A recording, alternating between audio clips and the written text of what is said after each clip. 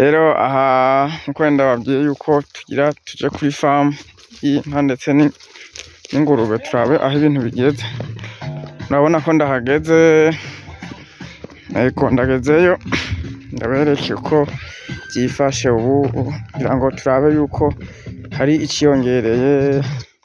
Igihe twaheruka inari nk'iy'ubuguru bwabo maso asumira ko ndabibona zarakuze ahubwo biboneka ko haba harimo n'izimye, haba harimo n'izimya, hari imfizi. Biraboneka ko ingurube nziza rwose kandi ziteye igomwe. Twaheruka ngaho ari utwana ari utubuguru, none raba ubu byarabaye ibisatura nkuko babivuga ku kintu c'igikoko iyo ari kinini. Rero urabona yuko ari vyiza cane, urabona ko iyi nkeka yasinze ija mu rundi rupangu namba itarimwo irimya, kuko mbona yategerezwa kuba iri ngaha. Urabona ko ari nziza rwose,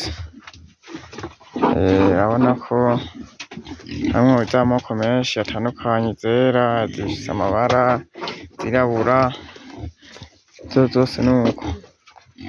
Urabona ko no ngaha zirimwo kandi ari ingurube nziza rwose, ingurube zishemeye. Gaheruka ari utwana mugabo urabona ubu zabaye ingurube zinini cane.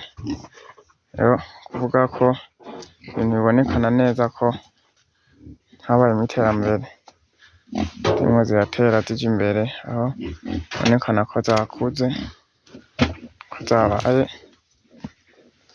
ingurube zinini.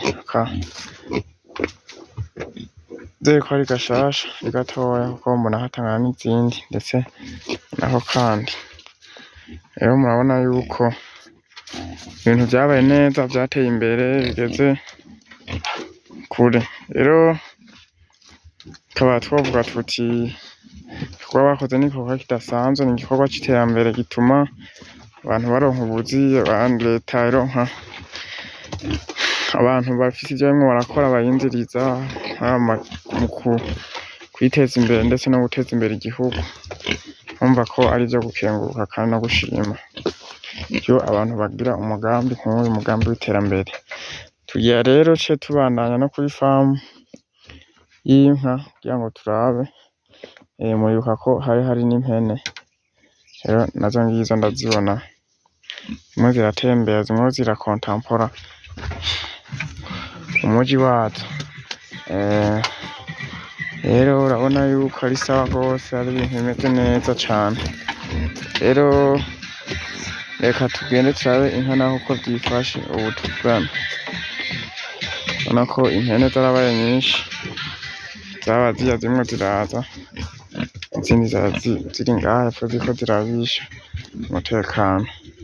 Rero mukomeze kubana natwe, dukomeze kubereka ko ibintu vyifashe uko bimeze.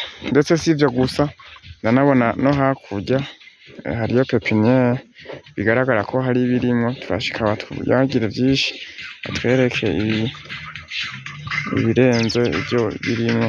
Ciao ciao, mukomeze kubana na twebwe mu biganiro vyacu dushiraho buri mwanya, buri munsi, ko tugiye tubibona atandukanye. Hasta.